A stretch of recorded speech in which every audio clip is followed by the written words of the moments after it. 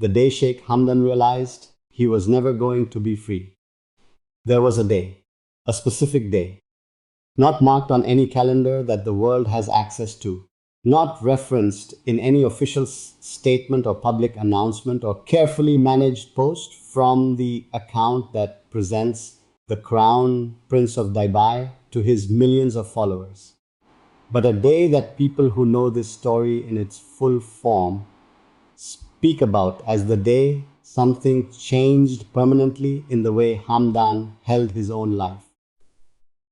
The day when the understanding that had probably been forming slowly for years, assembling itself in the background of everything he had been through, in the accumulated evidence of every choice that had been taken back, and every private life that had been dismantled, and every person who had been removed from the picture when the palace decided their presence had become inconvenient, finally arrived in the front of his awareness and settled there, not as a fear or a suspicion or a reluctant possibility, as a fact, a permanent one.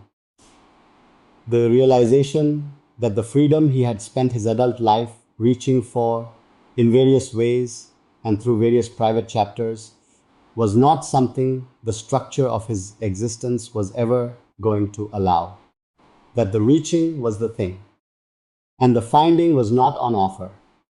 Most people come to the limits of their freedom gradually. They push against the edges of the life they have been given, discover where the edges are, adjust, push again somewhere else, discover those edges too. Over time, the map of what is possible becomes familiar, and most people in most lives find that the edges are far enough out that a real life, a meaningful one, a genuinely chosen one, is available inside them. Hamdan's edges have always been closer than his abilities and his feelings and his genuine human capacity for love and choice and self-determination suggested they should be. He has more talent, more intelligence, more depth of feeling than the life the crown has required him to live could ever fully use. And the day he realized that, the gap between what he was capable of and what he was going to be permitted to do with that capability was permanent and structural and not going to be changed by any amount of patience or private effort or quiet persistence. That was the day everything shifted. The realization came not from a single event, but from a pattern that had finally become impossible to read as anything other than what it was. He had reached for freedom in the obvious ways, in the private relationships, in the choices he had made against the grain of what the palace required, in the home he had built and the woman he had chosen and the promise he had made that this time things would be different. Each of those reaches had been answered the same way, with the patient, efficient, completely unambiguous response of an institution that has never been confused about its own authority over the shape of his life. The responses had always been the same. The reaching had always produced the same result. And the day he realized this was not a coincidence or a series of unfortunate circumstances, but a pattern, consistent, reliable, and entirely independent of how hard he tried, or how genuinely he committed, or how real the thing he was reaching for was the day the understanding became permanent. It happened, by most accounts, in a private moment rather than a public one. The public moments had always required composure, had always required the performance that the official version of his life demanded. The realization could not have arrived in a public moment because public moments did not leave room for the kind of internal reckoning that a realization of this magnitude requires. It came in the private hours, in the specific quality of silence that follows the latest in a series of reminders that the life you are trying to build is not going to be allowed to stand. He was alone with it in the way that the most significant realizations always arrive. without witnesses, without the comfort of company, in the specific privacy that his life affords him so rarely, and that this particular moment required absolutely. What he felt in that moment, or what the people who knows this part of his story suggest he felt, was not the dramatic collapse that the word realization sometimes implies. It was quieter than that, more final. The specific emotional quality of something that has been known on one level for a long time being acknowledged on another level for the first time. Not a surprise, a recognition.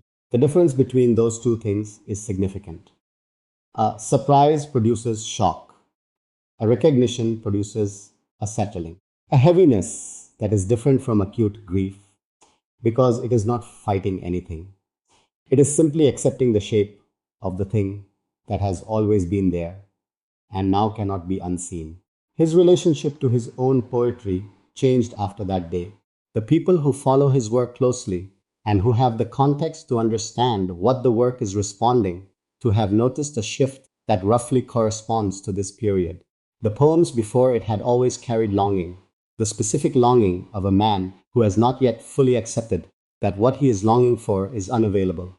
That quality, the reaching quality, the sense of a writer who is still oriented toward the possibility that the thing they want might still be findable, was present in his work for years. The poems after this period carry something different. Not the absence of feeling, never the absence of feeling in his work, but a different relationship to the feeling. A man writing from inside an accepted reality rather than from the edges of a hoped for one. The longing is still there, but the orientation of it has changed.